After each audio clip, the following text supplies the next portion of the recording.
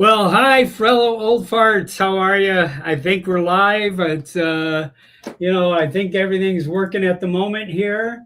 Today is going to be just special. I mean, we have we have been, uh, you know, doing a variety of work. I know some of you may have recently seen my Facebook post where I got to brag that I was working on the Las Vegas Strip shooting drone videos. I was actually a VO on the Las Vegas Strip, working with Tom Dowling, but the company that does all of these jobs on the Las Vegas Strip today, we're going to meet the founder and the owner and the head honcho of Ultra Vegas Drone Services. Nearly every major client in the media world, whether that's ABC or ESPN or no matter who it is, when they need video from the Las Vegas Strip, usually through the channels, it winds up to be Ultra Vegas that gets the job. And I have to tell you, this young man, and I hope he doesn't mind me calling him a young man. Okay. He has done just a phenomenal job. And this is a huge, huge task to be able to assemble multiple teams and multiple locations all over the city, all over up and down the strip. This last 4th of July, he had 13 crews in different locations, all flying, all licensed, all with the correct waivers, all with the right documentation, all with the security of each hotel property, the Clark County film permits. He's going to tell you all about how, putting a Herculean task together like that is. So to begin with, let's my partner in the Vegas Drone Meetup. Let me introduce Tom Dowling here. Hi, Tom. How are you? Hey, Bob. How's everything, Bob? Very good, very good. And I know you want to add any more to Brian's introduction here. I would be thrilled.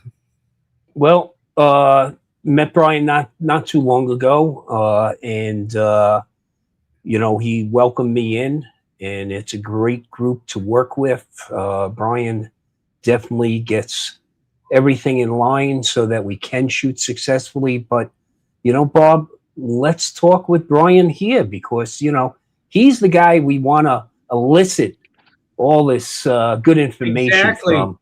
So Exactly. Brian, welcome to the stream. Hi, thank you. Hey, everyone. Yes. So Brian, we kind of want to start with a little brief interview kind of thing. So, Okay. if you don't mind me asking you, let us, give us some of your background. What were you doing 10 years ago? What were you doing? How did you get to this point here? Give us the history.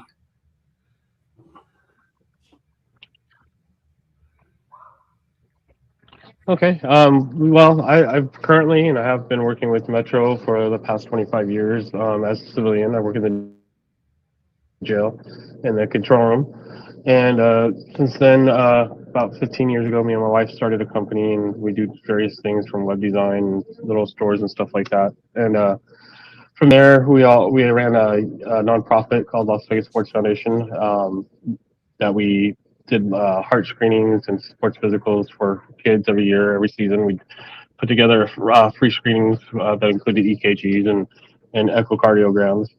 And then that was, running a nonprofit's kind of a pain. And so when COVID hit, we kind of stopped doing that and about 3 years ago, I started flying drones just for fun. I was kind of curious, and then I realized you can make money with it. So I was like, oh, so I kind of got interested in the commercial side of it, and since then it just kind of, this is something hopefully I'll carry us over into retirement, and that's pretty much the Yeah. Well, that's gist the of it. important thing, right? Yeah.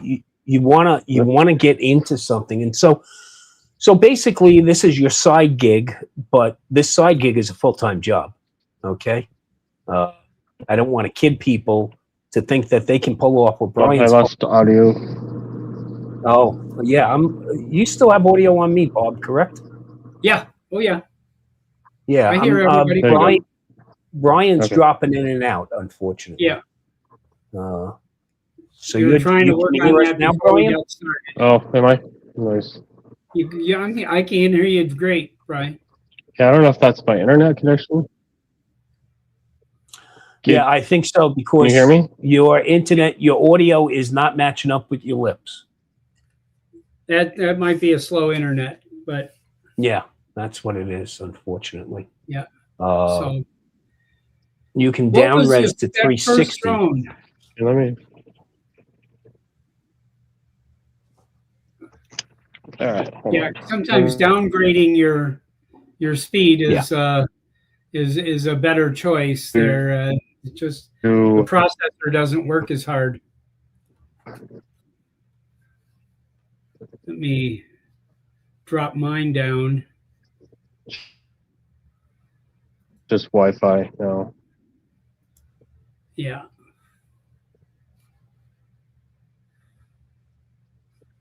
So, Bob, you want to go ahead and welcome the folks that are in the chat? Oh, gosh, while yes. Brian gets it together? Yeah, we are. I'm just downgrading my video quality there, too. Okay, am I back? Listen, we got Phil Chura in there. Phil is probably the most consistent poster on any drone person I know out there. Every day we get to see New Hampshire. Drone Shots, Jody Drone Shots was the first one in the chat tonight. And I welcome him. He comes out. Gator Drones.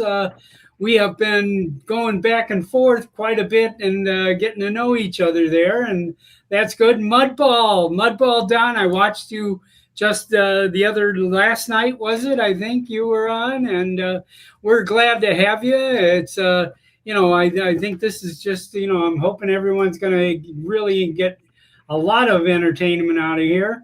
Ron Johnson, Ron, are you finally back home? I know Ron's a long haul trucker, and we have been, going back and forth for a number of years. Steve Janess is here. Oh my goodness! And Steve, I didn't realize that you are not a moderator, but I am adding you right now so that you can, get to each other's channels here. And Jim's Dronings. Jim is also one of the most consistent guys that we have all the time here. Cynthia Novak, hello there. How are you? Great to see you. Thank you for joining. We are really excited, and Phil George is in there. So anyway, all good. So I've got. And there's Herman. Herman just joined us as well. So good. Herman just got off his show. Oh, so let's get back to Brian. Brian. Yes. And Steve Janess. I don't know if you got Steve Janess, but let's not. So Brian. Yeah, much better. So Brian, right after COVID, I lost audio on Tom. It'll come in and out. You can't hear me? Yeah. I don't think down-resing makes much of a difference there. But can you hear me now, Brian? So, Bob, Brian's not able to hear me. Yeah, I'm trying to figure out what the hell the problem would be. No, I can hear you now. Okay. You got me now, Brian? Yeah. Okay, Yeah, I I think got you Brian now. can hear you. For now. Brian, can you hear Tom? Yeah. Yes. Yeah, I hear both of you right now. Okay. Okay, so right. so Brian, going back to the end of COVID, you guys decided that you were going to take a different step with the business. So Ultra Vegas became Ultra Vegas Drone Services, correct? Yeah. And now, what was Correct. your Yeah, first we still have client? me and my wife Paula still have the Enterprise LLC. My Yeah. first client was actually our first client was what was his name? Marco Brambilla. He's the one that directed Running Man. He Oh, Oh, we wow. had I had my Mini 3 Pro when we were doing some videos of the Spear, just playing around and posting them, you know, just trying to get used to it. And then yeah, his publicist reached out to us, and he had a big takeover of the Spear during the U2 concerts. So we that was our first client, our first video that we did. wow. Nice. So shooting the Sphere So, was your yeah. first professional video? That Yes. is Yeah. Right. amazing. Yeah, they've kind of cracked down. It's kind of harder to shoot the Spear now, but because you know they have all their own drone people and they've kind of shut down the roads around it, so it's and they've kind of gotten in cahoots with Howard Hughes, so you can't even launch from the garage over there. So unless you're Yeah, launching, from you'd the have to garage area. park a couple. Yeah, you have to park a few like a mile away and then walk over, and then you can probably launch from the Well, from the sidewalk. that's when we They can't used really to say anything pay. with Yeah, we used to pay $15 to Yeah, park to on the park second at level of Howard Howard Hughes. Hughes and shoot For straight those from of there. you But yeah, not yeah, but familiar now, with they Las Vegas, wised up. yeah, not familiar with Las yeah, Vegas, yeah. Howard As I heard, Hughes so is some a people. business area Some down the people even street. got trespassed from there. Yeah. Yeah, yeah. Yeah. Well, good. So, and then So go ahead, Tom. I was going to say, so that was your first client, and you got the taste of flying, as we say, flying for dollars, which Yep. is always, I don't know. I always find it much more enjoyable to fly. Except I have Yes, to tell you definitely. that Brian sometimes sticks me in some of the best spots along the strip to fly. But I there's a tried. lot of complications with flying on the strip. And one thing that Brian does is Brian goes the extra step to figure out where the best spots are, who, again, the logistics involved in putting together. Forget about the operation from Saturday. That was ridiculous. You had 13 Oh, pilot 13 teams, people. but Yeah. but you were covering not just the strip, but also the station casinos, which is our local casinos out here. They had their 50th anniversary, and you actually had pilots engaged on those shoots as well, right? Yes, we did. And you know, this all comes from one single client. And you know, to what kind of to set this off is we had been reached out to cover the Mirage demolition, and we were going to do that. We actually did a couple, but Penta, who oversees the Mirage, didn't want anybody but their own drones covering it. So at the time, Tropican had already started their demolition, so he had me go over there. They had another pilot that was covering it, but I guess I don't know if they weren't too happy with them, or he just liked what we did better. So we went over to Tropicana, started covering the demolition, and then a few months in, he's, you know, hey, can you cover the implosion and cover it with, you know, more than one drone? So, you know, it's something that was new, so it's kind of different. So we took on the task, and Grucci, who put on the fireworks for that show, was there, and they were impressed with what we did and how we put it together and all the communications and how we communicated. So he goes, well, let's talk about New Year's Eve. So from there, we've been doing New Year's Eve for the past 3 years, and they work together with Las Vegas Events, and Las Vegas Events has been pretty much the key to everything with what we do on the strip. All their contacts. If you don't know who Las Vegas Events are, they're a branched off section of the Las Vegas Convention and Visitors Authority. They're not with them, but they kind of work together with them, and they're funded by LVCVA, I believe. So Yes. so and they do things like the NFR and the Frozen 4 that just passed, which is another one that we did with the marquee takeover. Yeah. And so they've The been ESPN, instrumental in yeah. helping us to connect with the hotel properties and everything with that. And you know, and that alone that's the biggest stressor of working with all the different properties. They have so many different things that you got to do, insurance requirements and going through risk management. And even MGM is one of even the more stickler ones. They have an aviation department that they have to approve your flight plans. They actually want to see your flight plans, where most properties are like, okay, you know, as long as you're not flying over people or you're not, you know, crashing into people, Right, we're good. right. But yeah, so and each property is, you know, they have their own different standards. So you got to kind of abide to each one and try to meet each one, all their requirements. Luckily for Vegas, you know, the strip is only owned by 3 or 4 companies. So like with Caesars, when we do Caesars, Yeah. you know, we're flying from multiple properties. So it's either Caesars or MGM, especially for that center strip. So those are pretty much the only ones you have to reach out to. So, and then of course, you know, we have the Rio and then Golden Entertainment, which owns Strat. So yeah. So. Well, it's all those. It's a task. It's not just the different organizations. It's all the personalities you have to deal with as well.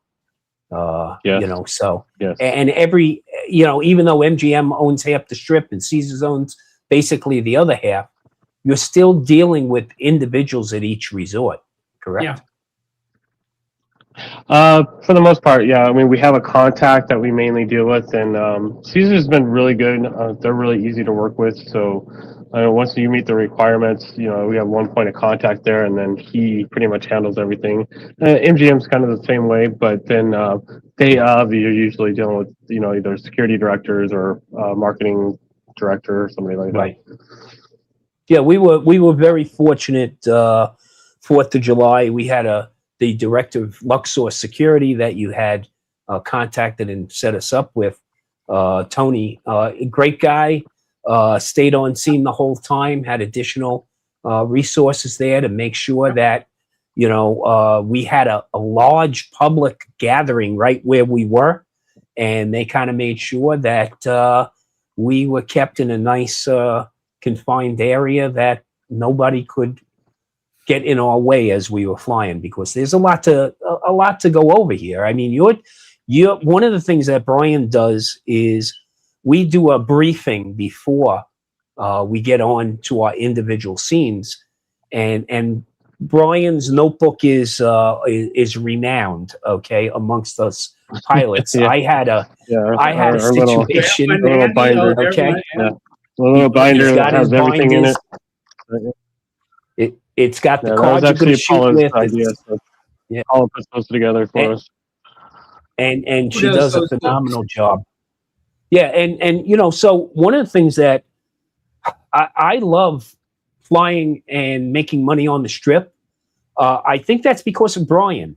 Because I don't have to do everything Brian. I do all the hard work. You just got to fly. Yeah. I gotta fly. I come in, you know. Yeah, I get the sexy and buffy job. I get to fly. Okay. Then Yeah. Brian, after we get done flying at our individual locations, then we meet back up for our debrief, and we have to hand in our binders, our cards, our vests, sometimes our radios, depending on the complexity of the job. Yeah. But then Brian has to take all that footage and go through it and put together a product for his clients. And that's something we want to show right now. Bob, do you have that queued? I do. I've got let's 4th of July queued up here. Yeah, let's throw that up there, man. That's yeah.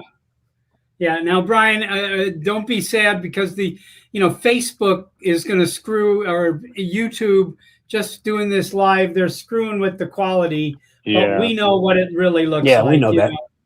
Of course.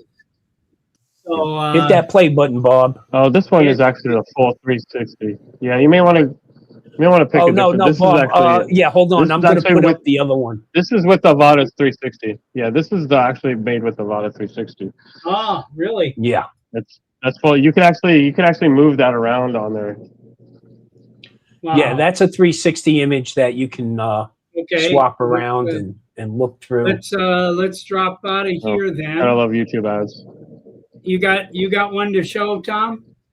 Yep. I sure do, Bob. I'm going to put it up right Good. now, and we're going to go ahead and press play. Yeah, that's the full show edit. Yeah. Oh, So- this is good.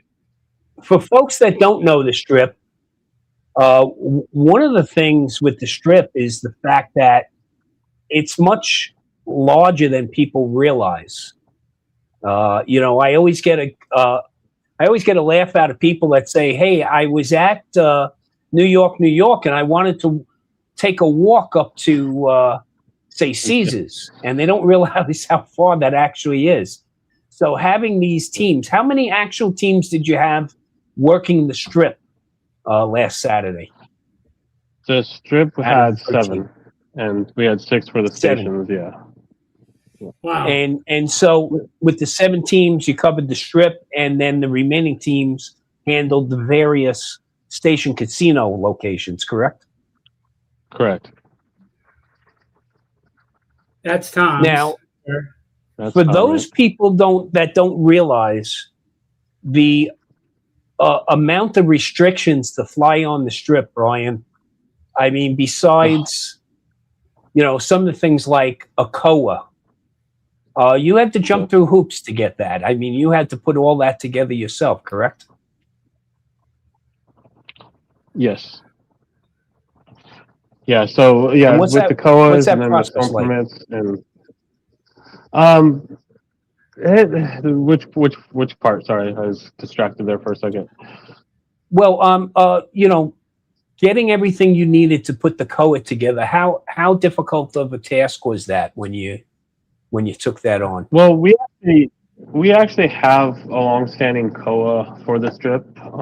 It's a 2-year COA, and it covers pretty much every inch of the Strip.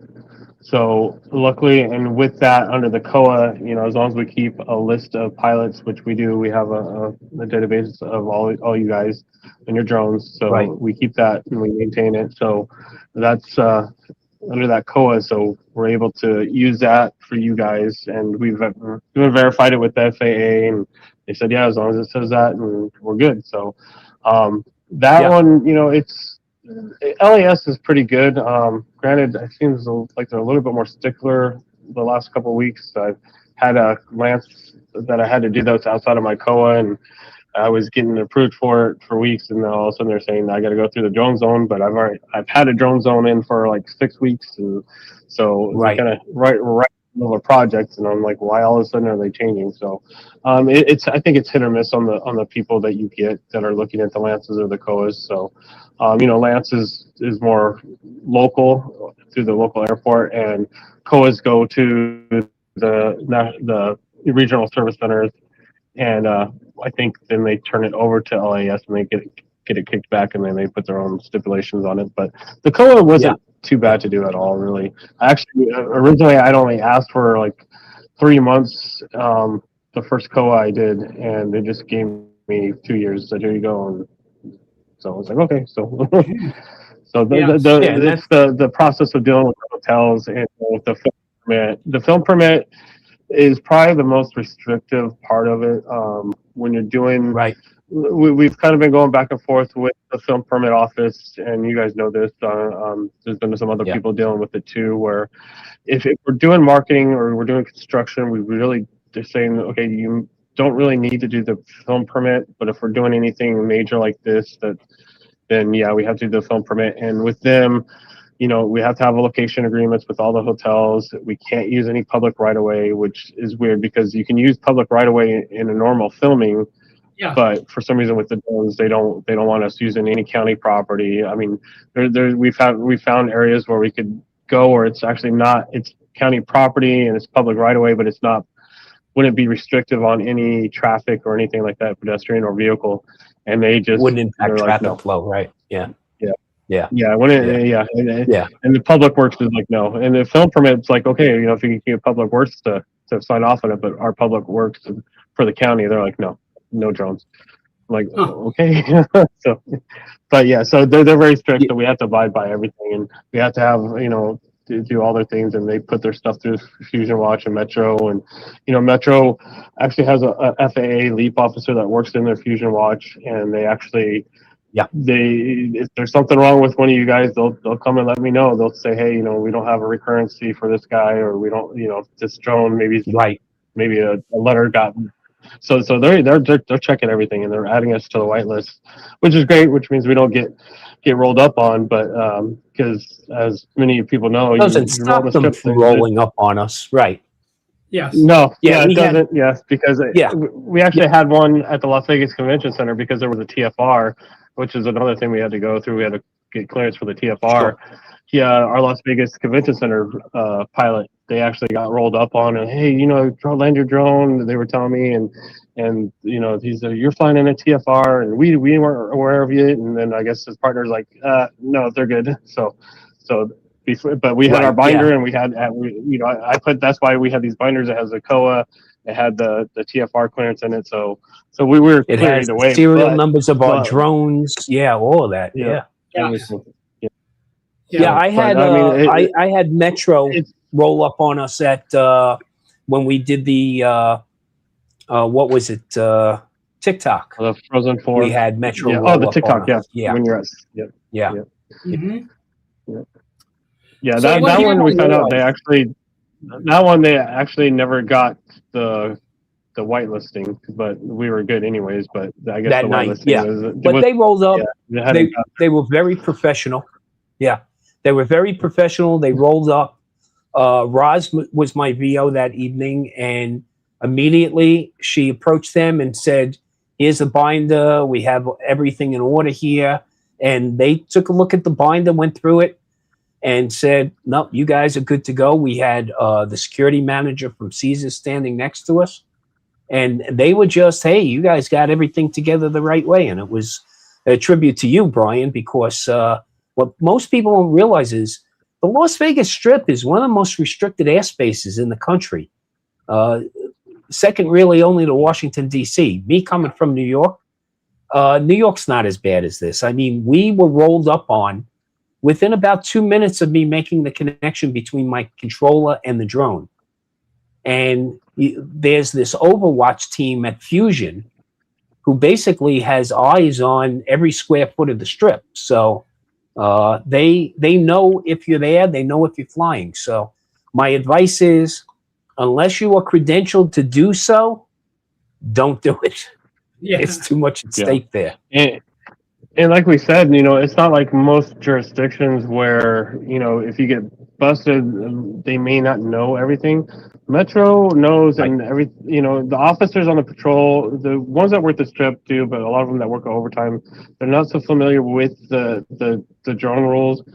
But the Fusion Watch does, and like I said, they have the FAA LEAP officer, so anything that happens gets thrown to them. So the FAA will know if you're, and they're taking things more seriously now. So when they roll up on you, and I know I hear people complain, they roll up on me, but with them, if you're kosher with them and you're legit, they'll actually sit there and joke around. There's with no you, problem. So, yeah, exactly. So exactly. They're great. Yeah, I mean, you may get occasional one that of course, that may have had a tough call beforehand, but even them, especially when we have our stuff all together and we're getting rolled up on, they get a little irritated because they're like, we could be doing something else if you got everything, so why, because now the way when this first started, you used to be able to call or email Fusion Watch with your COA and when you were going to be, where you're going to be at, and they would take it. Then they stopped doing that, and now you have to be working with a resort or a company that's on the Strip.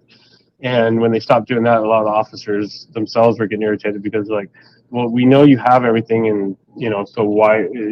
Basically they could be on another call. They're feeling with it, right? Especially if you're they're being taken away from. Taking them away. Yeah, exactly.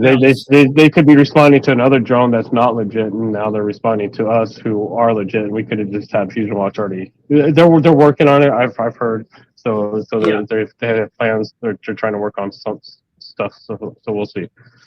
Yeah. Well, and we'll keep on pressing our contacts through there. Yeah. Yeah. Yeah. Yeah. I was The funny surprised thing is, we we didn't actually get. have there's about three of us that work for Metro that actually so Uh, even they're getting rolled up on. So yeah. yeah, absolutely, absolutely, yeah. You know, I see that Corey put up there. Let's see, only one of the officers was a little upset, but the partner was very happy to work with us and Yeah, look into there's the Corey. Yeah. information that we provided. Yeah, so you know, Corey's one of our Skybound media. Corey is one of the Yep. pilots that flies with us, and every pilot team has a VO. And unless you're special, then you get two VOs, right, Brian? I mean, is that how Yeah. it works? Yeah, if you're working an MGM property, you got two VOs. So, okay, just to Yeah. make sure, especially in the local Yeah, when you're right next to the strip. Yeah, they're a right. little hesitant to. We actually got them allowed because with MGM, they don't like you. One, they don't like you flying over your property without permission. But when you do have permission to fly over their property, they don't like you flying off their property. So it's a risk Yeah, management thing. We yeah, understand. So we actually were able to do some mitigations for them that they said, okay, let's do it. So it's all about yeah. changing, and I was talking to the aviation guy, and even he said, they're a little behind sometimes on some things, and they're working on it. And, it's all about risk and mitigations and, things changing. So they slowly adapt. So he goes, if there's something you want to try, just ask. It may not happen, but at least we can talk to risk management and see if we can't get them to loosen up a little bit. Yeah. Right. You Yeah. want to also develop those relationships over a period of time where now they have a confidence level in you and the services that you're providing. Yeah. Yeah, and that's a big thing with with them. Trust me, we know we've had some issues with pilots that we had We've had before our that issues. kind of We've had our yeah, issues. kind of shook their confidence in us. So we're kind of earning that trust back, and so Yeah, it's all about just and it's relationship tough. building and working together. Yeah. Yeah. I have to hand it to you, Brian. It's tough because you're not only dealing with the various personalities that are going to write a check to you. You're dealing with all the personalities that you're writing the checks to, all the pilots, Exactly. Yeah. and trying to manage Uh, again yes. setting expectations, which you have. I mean, you have basically laid out, hey, here's what I want you to film. Here's the settings I want you to use. All of these are so important because now you're taking back 13 teams worth of footage, and you now have to assemble that into a product that makes sense for your clients to pay for. So Yeah, that's a tall task, and your and the turnaround other time thing to that, is tight too. yeah, and the other thing is, we're not just cutting it together. We're also handing the raw footage to them, so these clients are actually seeing the stuff that you guys are doing. So that's why we're telling you guys, hey, Yeah. watch your social media, watch what you're doing before and after when you're landing.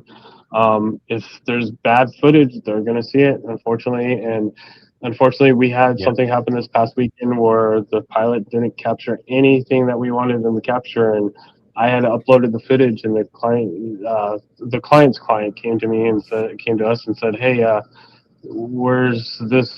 We didn't capture this. I'm like, why are we capturing this, not that? I'm like, I just told him, I said, we failed on that part. Sorry. So, I mean, so hopefully make that relationship, but things happen, and third 1 out of 13 isn't bad.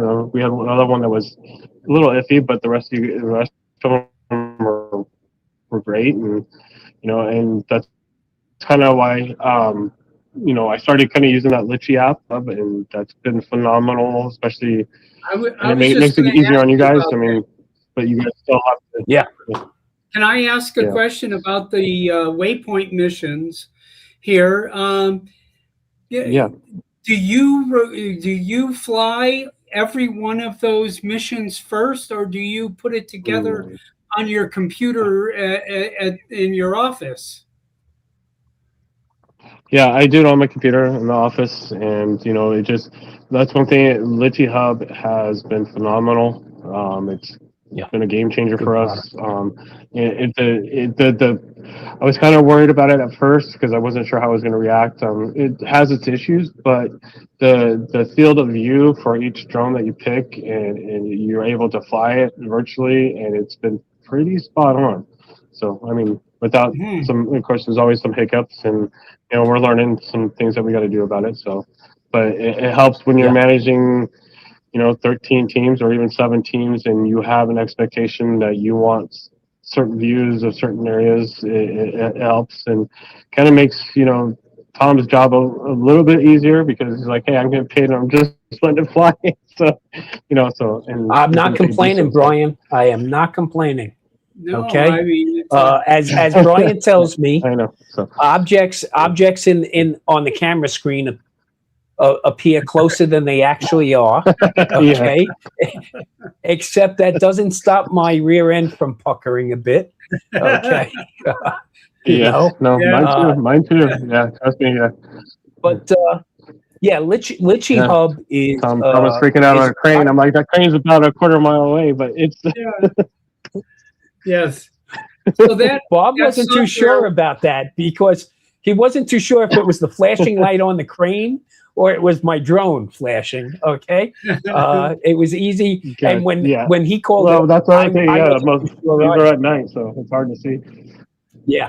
Yeah, It is. And so one of the techniques I've been using to make it easier for my VOs to keep their eyes on the drone is I turn the down landing light on, and I leave it on for the flight. yeah. So I have the strobe operating on top of it to meet my FAA requirements for the 3 nautical mile visibility. But again, all my VOs are seeing, and all I'm seeing are either flashing green lights or flashing red lights. And unfortunately, that gets tied up with everything else that's flashing on the strip, right? So, Bob, on the you strip, found it much easier with that downward light being on, correct? Yes. Oh, yes. Definitely a bigger help to identify that that's the drone, because I have mistaken a helicopter that was probably at 1,000 feet for the drone that was at 200 feet. I totally was believing that was the drone, and it turned out it was not the drone that I was looking at that moment. But this past time, luckily, my eyes never left the drone. Yeah. See, the last time we were down at Mandalay Bay, and of course, we're on basically the flight path to every tourist helicopter. While they're supposed to go down to Russell Road and hang that left and go over to their LZ, we had one, right, Bob, come across the Mandalay Convention Center at about 240 feet. Meanwhile, I was at 277 feet. So, that's when it gets very stressful. But again, keeping eyes on things like, it's tough also. As Bob found out this past time, Bob was using flight radar to actually figure out how high some of those helicopters were. Yeah.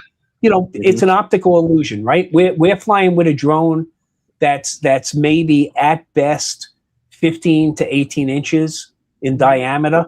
Maybe, and meanwhile, that helicopter is 40 feet in diameter. So it looks so much closer to us than it actually is. Right. And that's what you have to be aware of. Your depth perception, standing there when there's a helicopter coming by every 3 or 4 minutes, maybe not even that. Maybe at some point in time we were getting a helicopter every minute and a half, that would come by. And from my perspective of standing there, they were definitely flying under the drone, kind of thing. But I don't know that was the case. Yeah, after you got flight, doubtful, you realized, of course they have set flight paths as well. And I guess the real ones we get worried about, of course, is Metro. Metro, because Metro police don't fly by a flight plan. Yeah, and during these events, Brian, New Year's Eve especially, they're 200 feet flying right down the middle of the strip. Yep. Oh, I know. Yeah, that's what you got to have your eyes on at all times. Brian, I've gotten to fly in a Metro helicopter at probably less than 200 feet, straight down the middle of the strip, At the time I did that, I had a red suit on, and I was doing shop with a cop, and Oh yeah, yeah. we were landing at Walmart for about 400 kids. So, but the pilot, the Metro pilot, said, "You're going to get a ride, Santa," and took me right down the strip. I was like, yeah, it That's was awesome. fascinating. Yeah. Yeah, very good, Yeah, very good. like you said, the short helicopters, they're pretty standard. They stick to pretty close to their flight plans. They may veer off a little bit here and there. That's what you have to watch. Yeah, yeah, But it's the Metro. Usually when I'm flying in downtown or pretty much anywhere, I'm using flight radar and I'm keeping an eye where the Metro helicopter's at more than anything because they're unpredictable. So. Yeah, yeah, yeah, yeah. yeah. So what do you see in Corey the future? raises a good point. About the controller. Yeah, my controller as well. We did have a couple of occurrences, Bob, where we didn't get a warning, and that Yeah, meant those aircraft were not transponding. right. Okay, but for Mhm. the most part, we were getting it was constant, almost constant on my controller. I was Yeah, getting the manned manned aircraft aircraft. warnings Yeah, on there.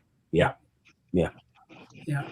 So, Uh, Brian, what do you see as the future of this industry, of your industry? Are we going to get to where it's purely robotic? Is that what's going to happen here? What do Uh, you see but happening? I see it becoming more automated. Granted, there's especially with construction and stuff like that.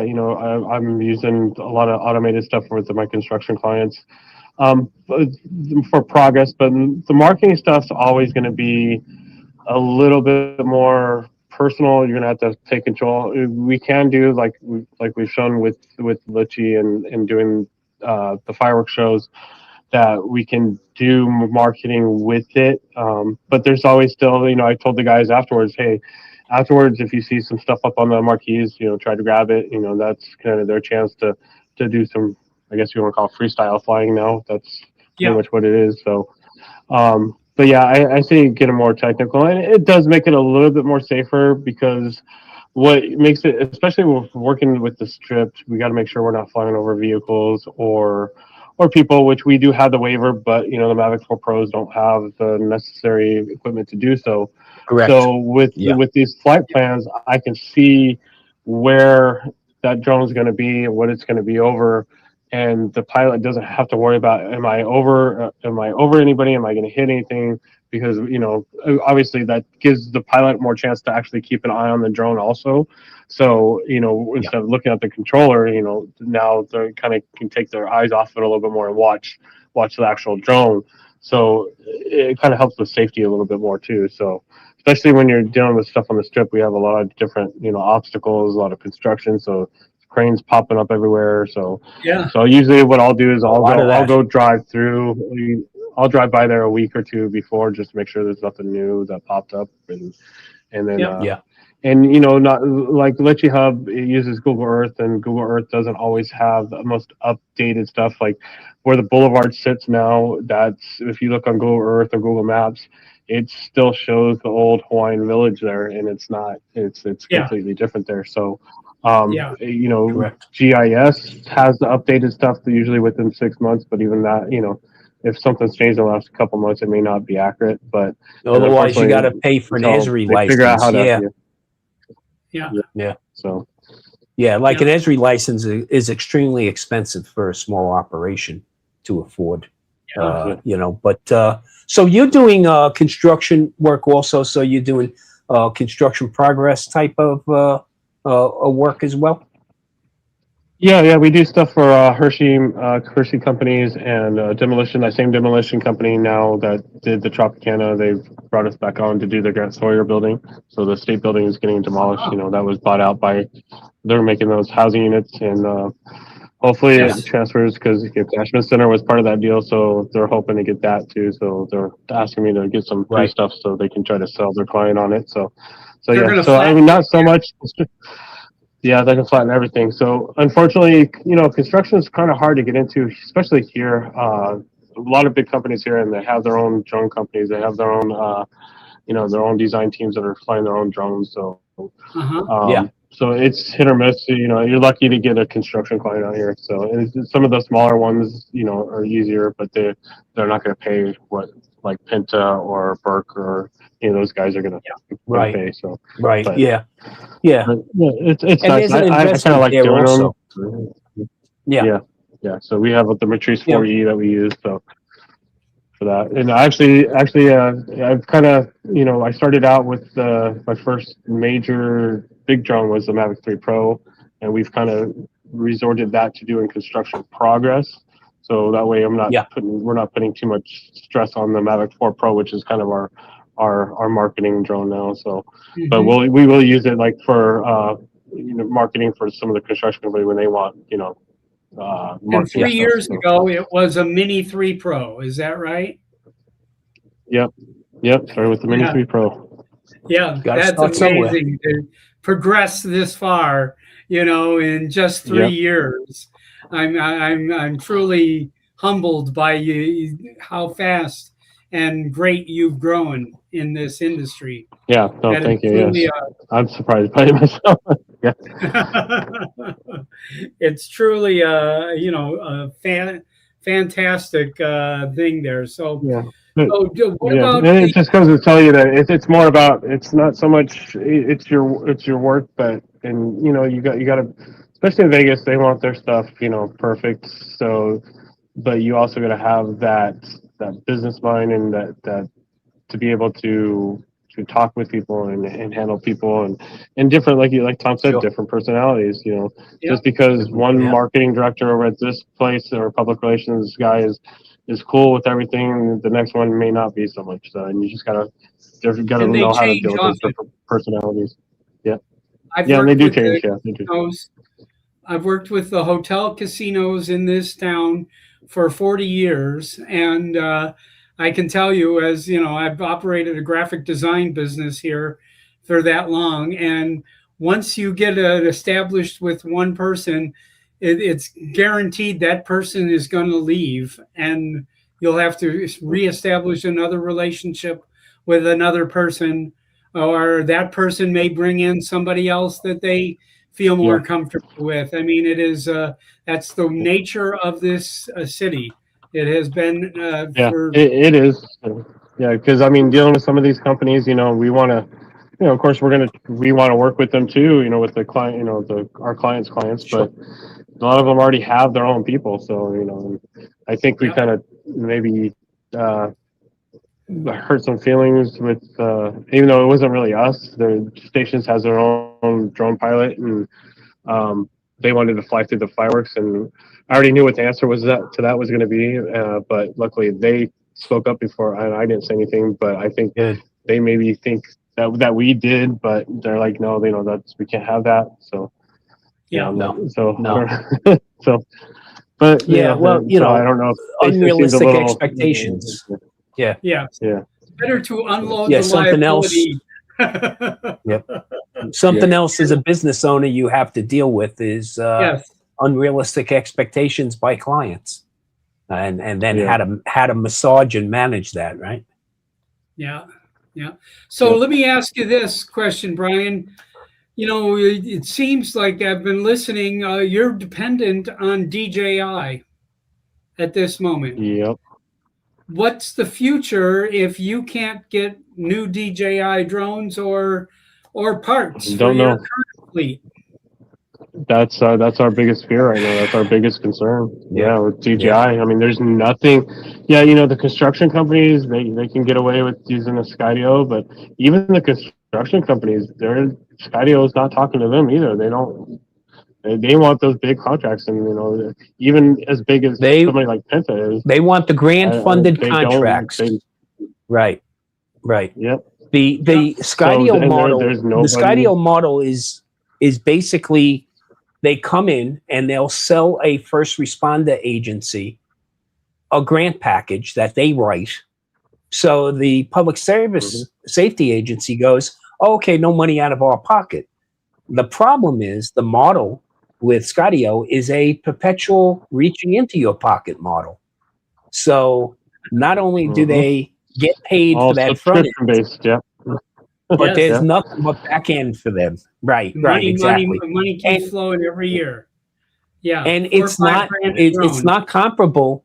It's not comparable to a 4T. It's not comparable to the No, enterprise selections not we at had all. on the other side of the fence. You know, Yeah, it's tough. I got my chance to fly a Skydio for the first time when I was doing my little test for the DFR unit, and Yeah. it's nothing like a DJI. It was horrible. No, I mean, no. it was unresponsive. The video, even, I mean, we were 15 feet away from the drone, and I was getting glitches on the screen from the video. I mean, come on. And it was just, Wow. it was like unresponsive, and then to a certain point, then it became over responsive, and just like, yeah, it was horrible. I don't know how those guys fly those things, and I talked to a lot of them, and you know, we both know people that work in there, and they'll tell you, but you know, they got to work with what they got to work with. So they got to work with what they have to work with, but they have a built-in distress drone retrieval system that you and I don't have, right? I mean, they can send a black and white to go pick it up from the side of the road. We don't have those. We don't have those options. And it's happened. I've heard they've had some incidents, but luckily nothing major. But unfortunately, like what Bob, like Bob said, there's nothing for us to reach out to use especially for marketing. There's just, even with Skydio, even with, when I talked to who is it? Not Parrot, ACSI with their drone. Yeah. They their drone, they don't have anything. Yeah, they don't have anything that's based on photo. I talked to them, and the North American president was during last year's commercial UAV expo. He's like, tell me what you guys are looking for, and he was, we'll look into it. But that the Soten is still not the greatest drone. Well, you brought up the commercial UAV expo, which you'll be attending this year, I take it. I haven't registered yet. I need to. We haven't either. I'm waiting for another. I just missed. I just missed the last deal, but I noticed that they kind of raised the prices on us. I don't know if everybody's caught on to that, but yeah, they reaching into our pockets. Yep. Yeah. So, and I don't mind paying a little bit of money for it, but what they were asking is kind of, coming for from the whole what we were package, paying, it is ridiculous. It is a little ridiculous. The trade show floor, I know they're offering more from Pilot Institute this year, but I don't know. We'll see. I want to go, but at the same time, I'm not sure. We'll see. Yeah. Same here. Same here. We definitely want to get on the floor there. We make a lot of good contacts, as Brian knows. From being local here, we have the big Vegas drone meetup in November.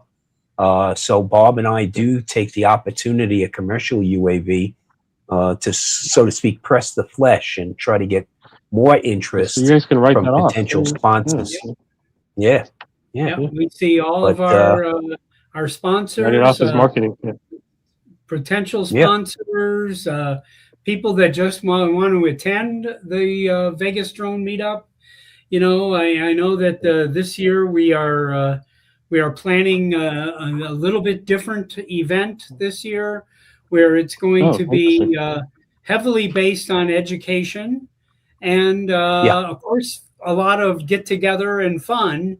But we'll host on Friday. Whole day of workshops, right, Bob? Up to could be many workshops, and we're going to include them in the registration price. So it's not an add-on at all. It's part of the deal here, and we're going to make this really into a continued.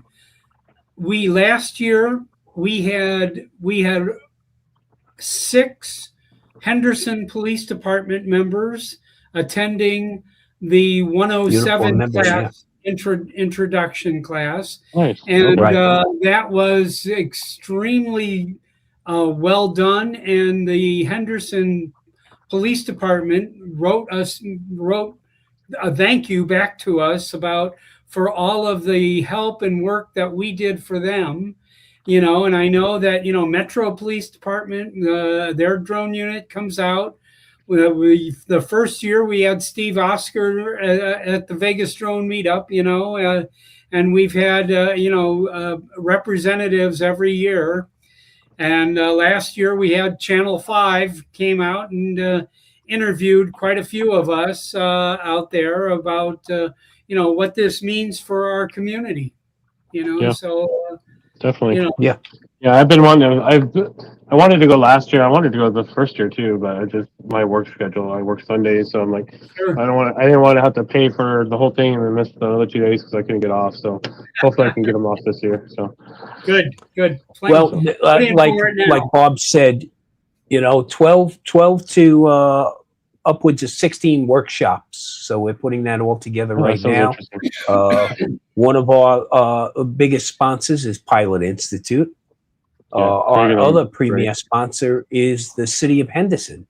So we're very fortunate. They work closely with us and we have a payback. So beginning next week, Bob, myself, and our committee members will be getting in front of approximately 700 5 to 12-year-olds and probably another 100 plus teenagers, 13 to 16-year-olds. And then in the fall, we're going to be getting in front of their adults and seniors. And we're, trying to bring forward drone technology and how important it is in STEM education and how important it is for these kids to pay attention in school so that they can avail themselves of this technology. So, that's one of the things we do. And we like to give back to the community. So that's a big drive that keeps us involved in it. Because it's a heavy lift to try to put together a program. Yeah. Right now, we need drone education because the majority of people, if they've listened to anything on the news, their only thing they understand is drones are weapons. It's a weapon of war. And where that there is so much more. Yeah. So, but that's all they're hearing. The coverage has been really bad. Yeah. So, and this whole idea that China is stealing our data, that's ridiculous, kind of thing. And I'm one with that where I agree, maybe don't use it with critical infrastructure, that type of stuff in military.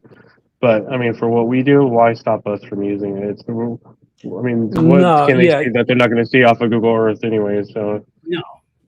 All I want, Brian, is a level playing field. Everyone, I don't care if you're built on the continental U.S. or not, everyone should go through a security review.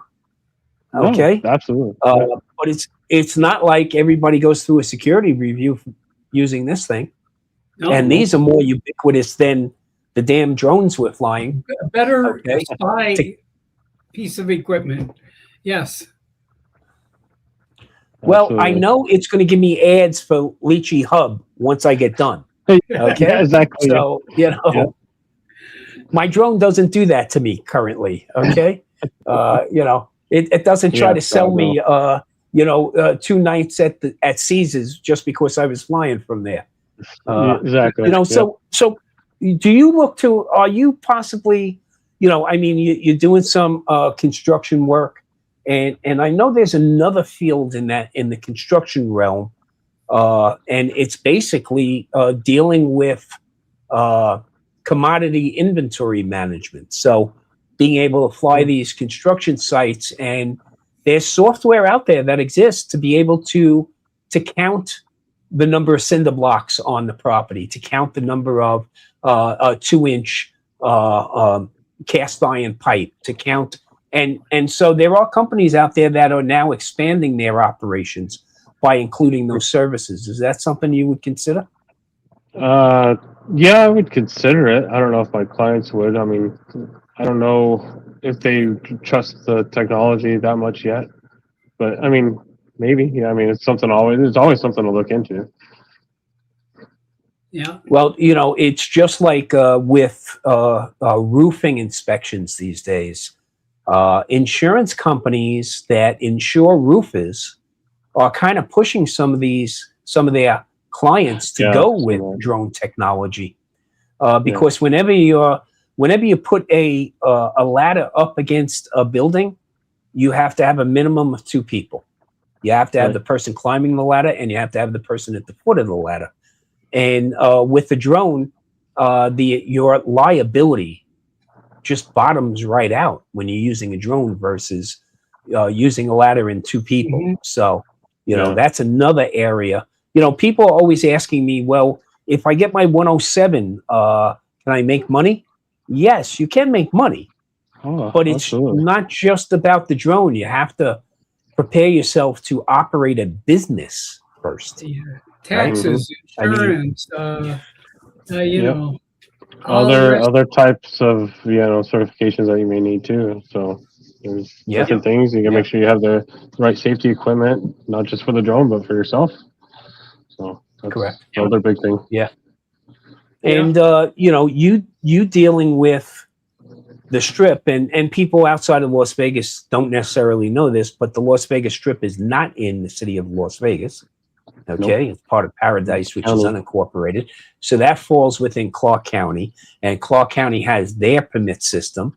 Las Vegas has theirs. North Las Vegas has theirs, and the city of Henderson, even if you want to fly recreationally, has a permit process to fly in their parks, and that's $50 a year, to fly there. So there's a lot of other stuff you got to pay attention to when you're running your business, Brian, correct?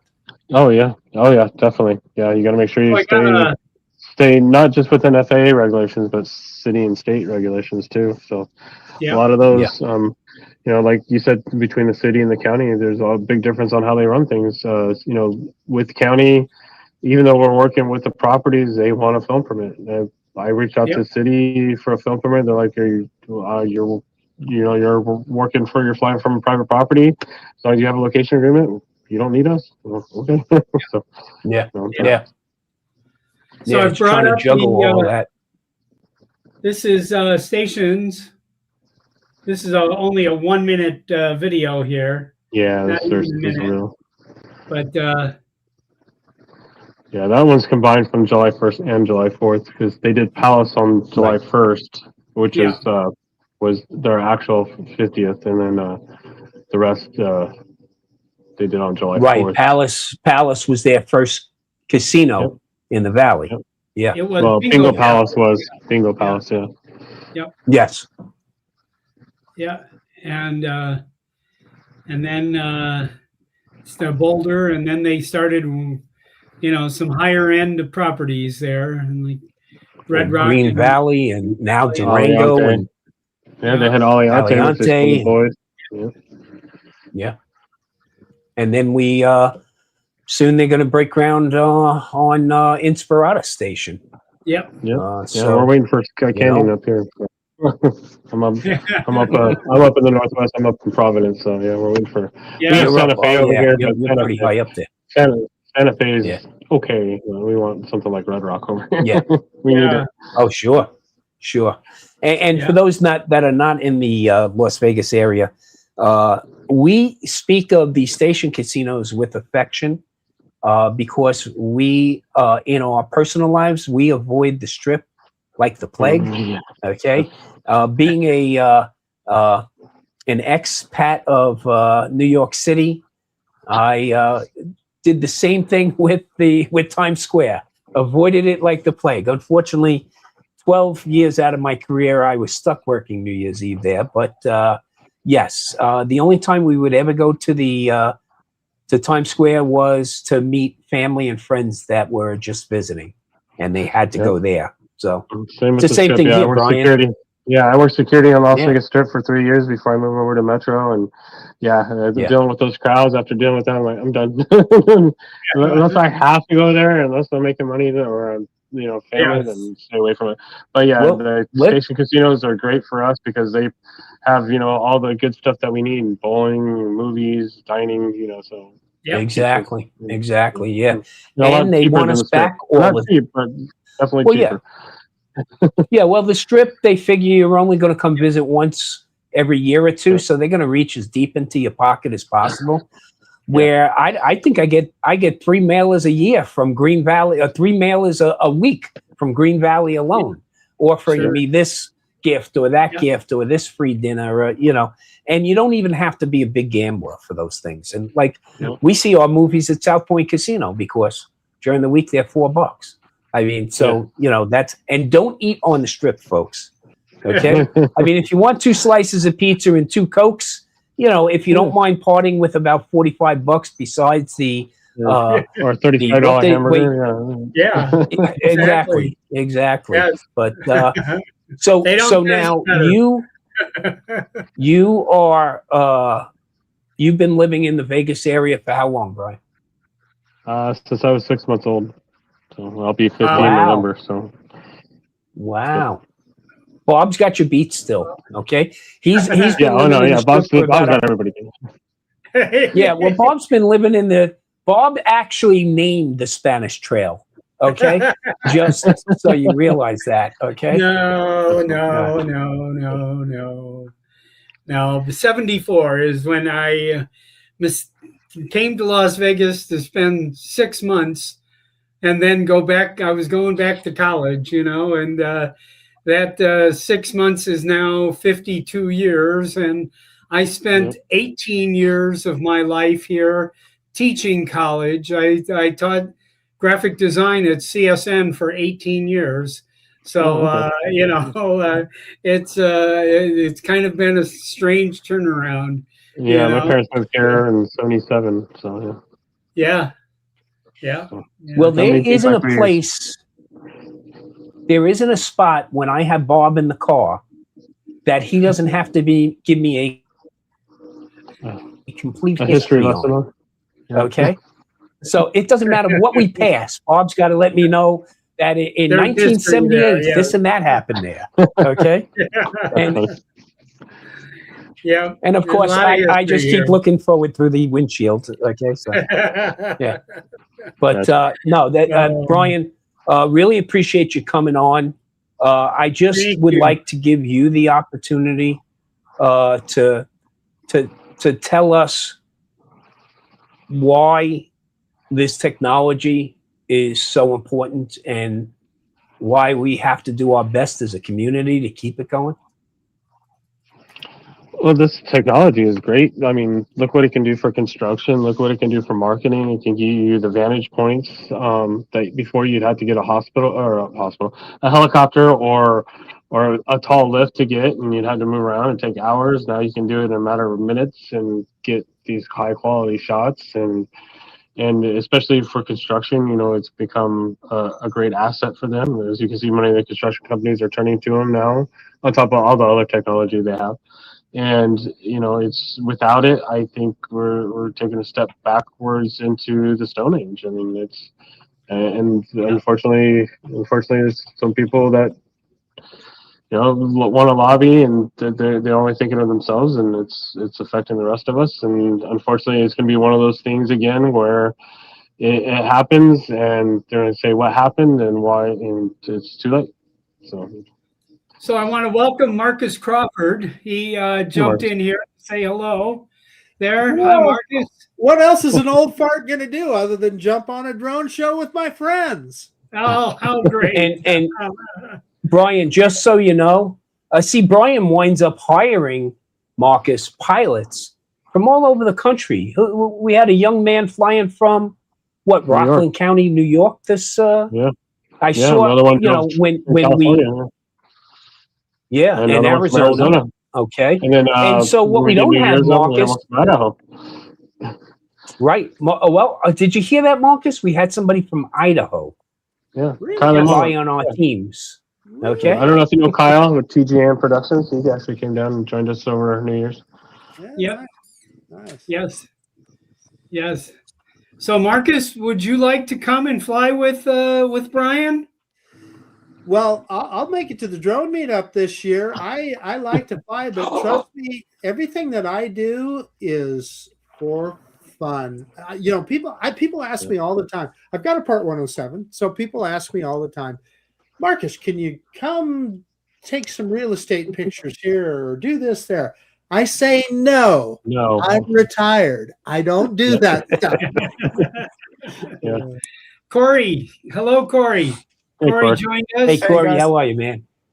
Good, Good, good. how you So guys I doing? want to Uh-huh. throw something out there. So one of the big things that we've been dealing with over the last week and a half, 2 weeks now is hearing constantly on the news how over 600 drones have been seized or intercepted near World Cup venues.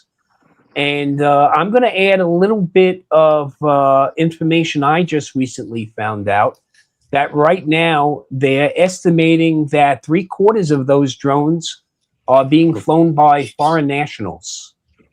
Okay. Uh-huh. So the majority of those drones, if this information is correct, and this is coming from a federal entity, that these are people that have brought their drones with them from other countries to go watch the games and figured, well, I can just throw it up from my rental car, or we're tailgating in one of the parking lots, and and Can I and speak to that? you know what that's doing to the U.S. community. Go ahead, Marcus. Well, so I'm not disputing those figures at all. 600 drones and law enforcement spent a bunch of time and effort. I know finding a lot of those people and catching a lot of those people. Yeah. Was there one of those situations that anybody had nefarious intent and hurt anybody? No, that hasn't been reported to be the case. I haven't Right. heard that. They say federal officials have consistently described the majority of incidents as unauthorized recreational or uninformed drone flights, not organized or malicious activity, and many appear to involve pilots who have traveled from outside the country. So 2 points. We do a horrible job of drone education in this country. Yeah. Horrible. That's correct. And a lot of That's that correct. falls, I believe, on the manufacturers and the retailers that need to do a better job in saying, hey, you need to get your trust test. You need to just learn the basic rules. A lot of these people, they just don't, just like you described. They opened the box. Yeah. You turned it on. Yeah. They just don't know the rules. But Right. yeah. And secondly, so we put up all these TFRs. I have 2 huge TFRs right near where I am in frickin' Idaho because of the World Cup. Well, it's hotels that they're putting teams up in. Does there need to be a 1 mile TFR around Their hotel. Yeah, around the hotel. Yeah, I know. Yeah. I know. It is ridiculous. Kind of crazy, huh? And I know what a TFR and the amount is. of business. Listen, we know what a TFR is, but how many idiots not idiots, that's not right. How many Uneducated. Uninformed. Yes. Yeah. They go to Walmart and they buy a drone. They don't know what a TFR is. And, there you go. Marcus, Yeah. I've been saying for years that there should be some kind of law, because every Christmas morning, the carnage on pine trees alone inside houses is ridiculous, right? Because people unwrap that drone, charge that battery, and put it up. And I felt like you did, Marcus, that there should have been some kind of restriction or requirement. If you break the seal, you have to go take this trust exam, right? And so, Marcus knows that's one of the reasons why Bob and I have endeavored on this STEM education path to try to teach the 5 to 12-year-olds, to try to teach the 13 to 16-year-olds, and to try to get the Karens to understand, the adults and seniors to understand that we're not all nefarious. We're not all malicious. In fact, these drones bring nothing but benefit to society. I agree, but here's the flaw in what you're talking about. You're preaching to the choir. The people that we need to get the message to are not the people that are going to go and watch old parts with drones Right, here. right. Yes. Yeah. And it's one of the reasons why we made sure last year, and we're impressing it on it even more this year, that at our drone meetup, we'll have a group of politicians. Last year, we were very fortunate. We had some key politicians there. We put drones in their hands, and they had a different outlook now of the technology. And having the media there to explain why we're doing this meetup and what benefit the meetup brings. And this year we hope to have a wider range of media there as well, because I think it's incumbent upon all of us to try to be evangelists, right, Marcus? To just keep preaching to whoever wants to listen, really. Okay? Yeah. That this is not evil. But tell me what product out there on the market today, I mean a sizable entity that didn't come from the military environment. I mean, we're all reliant right now. Look at what we're using. We're using the internet, right? That came from DARPA. That was purely military. These drones have been flown since what, 1901 or 1902? Right. Okay. So we need to get the word out to people outside the community of how important this technology is. Yeah. And I want to find out, where are they selling those 600 drones? And what are they going to sell them for? Yeah, but a lot of them were. Well, you mean in other words, they confiscated? Will they put them The out? confiscations. Yeah, so they're going to be bound, unfortunately. That's I know somebody mentioned that. Yeah. Nobody will be able to use them anyway. Yeah, exactly. Yeah. It's just be a paperweight. Yeah. Parts. Won't stop the government from Use it for selling them. parts. Parts. I mean, Parts. at this point, you probably start saving up for parts. Yeah, it's probably worth something in a couple of years. Yeah. Make You know, money. I'm Well, buying that's it, right? I'm buying a Neo 2 next week here, just so I have one, because I have one that works absolutely perfect. But I want to keep one. This is my backup right here, Bob. Yeah. This is number 2. Yeah. Yeah. I think And that's. I mean, I still remember the days where DJI replaced a drone I smashed into a concrete wall within 48 hours. I had a new working unit in my hands, and I, now I don't crash my drones anymore. I can't afford to. Yeah. You can't afford it. That's the worst part of not having a care refresh anymore. That was a hard. It really is, right? Yeah. It's that giant safety net. Yeah. And at a reasonable cost, and they didn't care whether you were flying recreationally or commercially. And then I have a bunch of friends who ridiculed me because I pay for aviation insurance, and it ain't cheap. Okay. But that provides me liability, provides me bail bonds. No, it doesn't count for Cameron, by the way, Corey. So don't let Cameron know that, okay? It's my bail bonds it covers, Cameron's not his. Okay, but right. it always the thing is that when you buy a State Farm insurance policy, that's good for replacing the drone once. Maybe you'll get away with it twice, but they probably won't insure you a third time. And secondly, if you happen to be using it on a commercial shoot, they won't cover you at all. So, DJI Care Refresh was the cheapest hull insurance you could get on the market. And their service, I remember day one when they first started, they were terrible. But boy, they really put a great deal of effort into providing a level of customer support that now we've been without for over a year. Yeah. I compare them to Apple Computer, that level of customer support that, it was fascinating. If you walked into an Apple store, with a broken phone, you'd walk out probably 9 times out of 10 with a brand new phone in your hand without any money. Bob, put RJ Ariel's comment on the screen here. I just put it up. Yeah. It's a big mistake to conjoin your drone insurance with your homeowner's policy. You should always maintain that separation. And if you're doing it for business anyways, they want commercial insurance. They don't want your home insurance. Yeah. And I'm not a fan of getting commercial insurance from the same agent or entity that I'm getting my homeowners and auto from. I like to keep those completely separate at all times. Because any advantage you give to an insurance company just means your premiums went up. Yep. Yeah. Already high as it is. So, and you know what? If you're doing this as a business, then that's what I'm doing is I'm writing off the cost of my insurance as a business expense.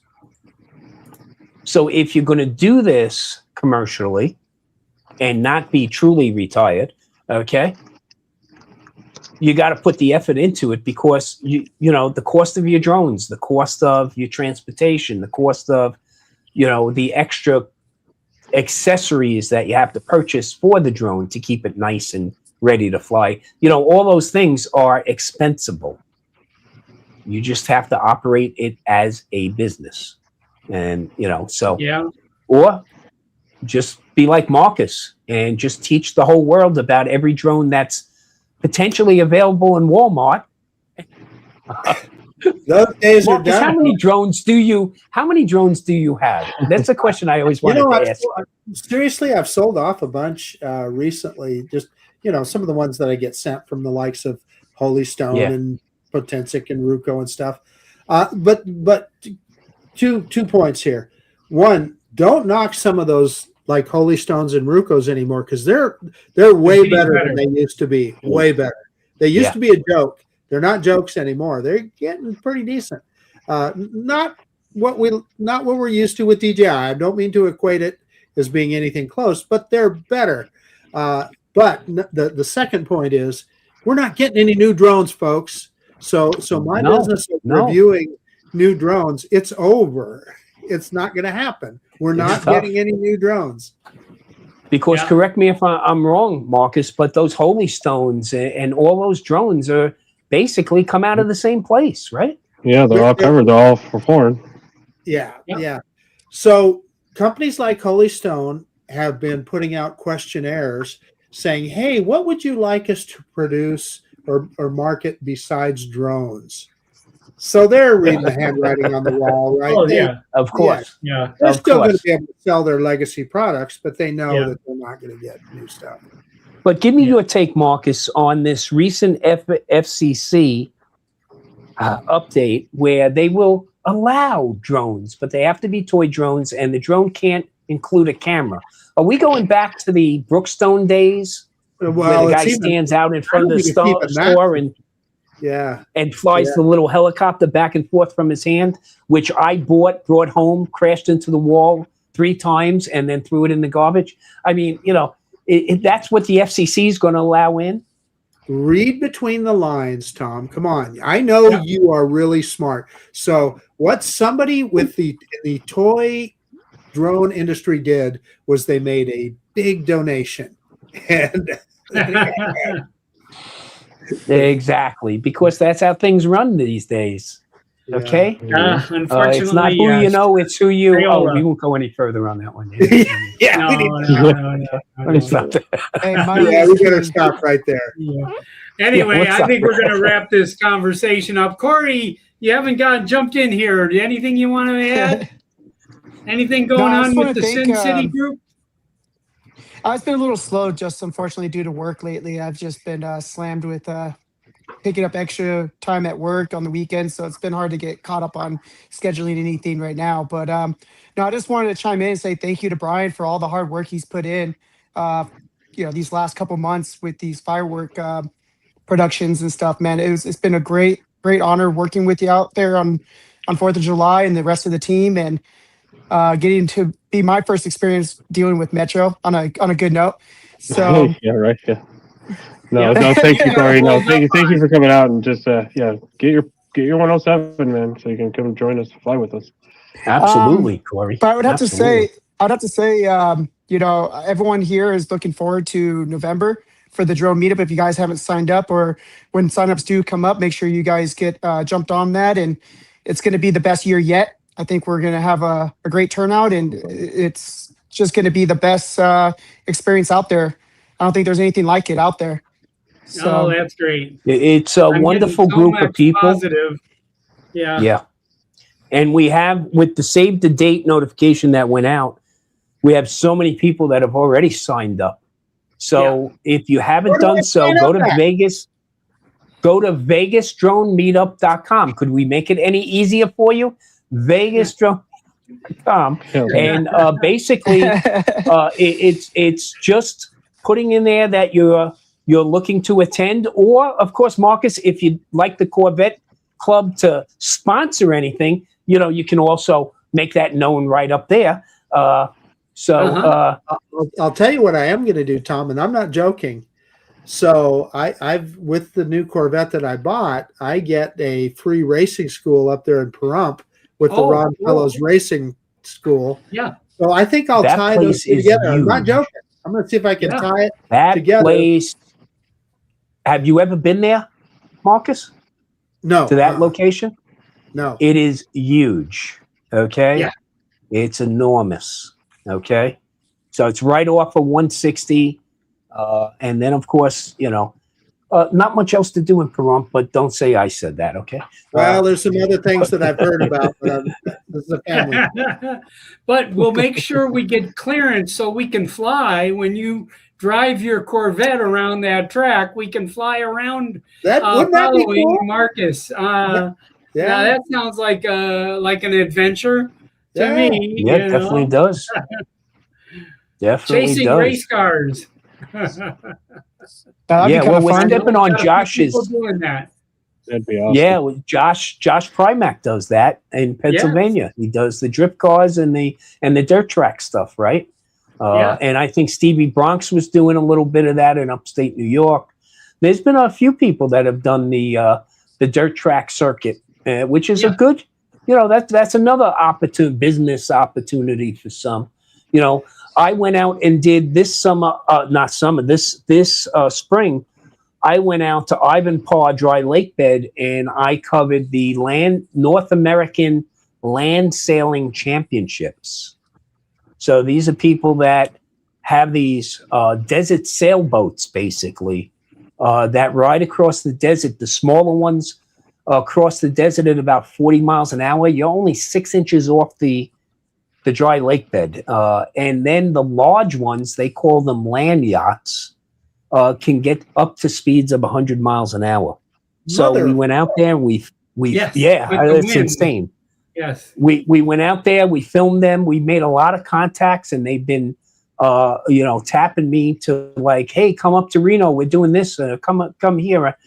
And I'm looking to possibly, look, pilots love to fly, and land sailors love to have videos of them land sailing. So I think this coming season, there's a potential there for some additional business. Again, I'm not doing it to really supplement an income. I'm doing it to make my wife happy and keep out of harm's way. So Brian has afforded me that opportunity, because every time I film for Brian, Roz is my VO. And like I said, the good thing for Brian is she can't be compelled to testify against me in court. Okay, that's the first thing. Okay, so there's the added benefit there. But she gets a payday out of it. And that's a great thing, because that makes my wife very happy. And Brian, what that means, that makes me happy. So I appreciate it. Yeah, bro. Exactly. I really do. Yeah. I see another good thing to try getting into is the Vegas Toyota off-road group. They're always looking for people to do professional shoots for them, like either photos or video out there. And then the cool part is you could do a ride along with some of these amazing Toyota rigs, whether it's a Tacoma, 4Runner, go out on some of these back trails with them and do some great shots with them. I know a guy that I'm a Toyota owner. Yeah. Yeah, you'll figure that. Hey. So now what are you going to do, Marcus? Are you going to trailer down the vet? No. So two things. I will very likely drive down in the Corvette. Number one. Number two, when you're at the racing school, you beat the hell out of their cars, not your own. They have a whole fleet of Corvettes. Now, that said, I'm going to be my first race with this new car. I finally got it broken in. I've got over 1,500 miles on it. General Motors says, they want you to have over 1,500 miles before you do any track events. But I'll be at Firebird Raceway this Friday, racing that Corvette for the first time. So, nice. Car. So it'll be fun. Wow. So, what are you doing? Quarter flat track? Yeah, it's drag racing. So, and I'm part of a team. I'm part of our local Corvettes club's racing team, and it's called the Club Challenge Series, and we race against other clubs. So every round I get through, my team gets 10 points. So it's a lot of fun. Yeah, nice, cool. That sounds like a lot of fun. Yeah, a lot of fun with a very expensive entry fee. So don't tell anybody, because I always do everything 100% legal. But this car, they changed some things in the dashboard for 2026, some ways to configure the car and so forth. So I wanted to make sure I knew what I was doing. So I made a quick trip down to Mexico yesterday, and did a few quarter-mile runs and a few launches and things like that to make sure that I was very comfortable with all the controls and how it worked. And if you can believe the telemetry in the car, and it has its own telemetry, I was getting 11.8 in the quarter mile. So, ooh, holy cow!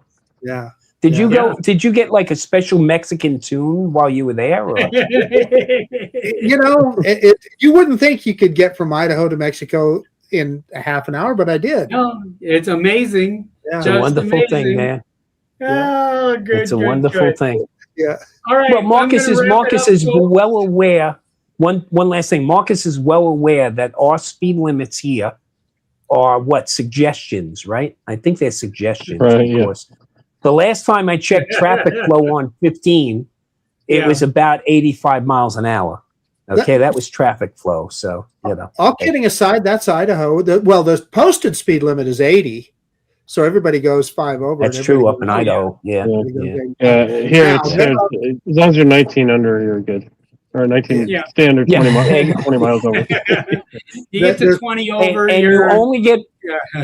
you only get pulled over here if you have a legitimate license plate, because otherwise there's too much paperwork involved.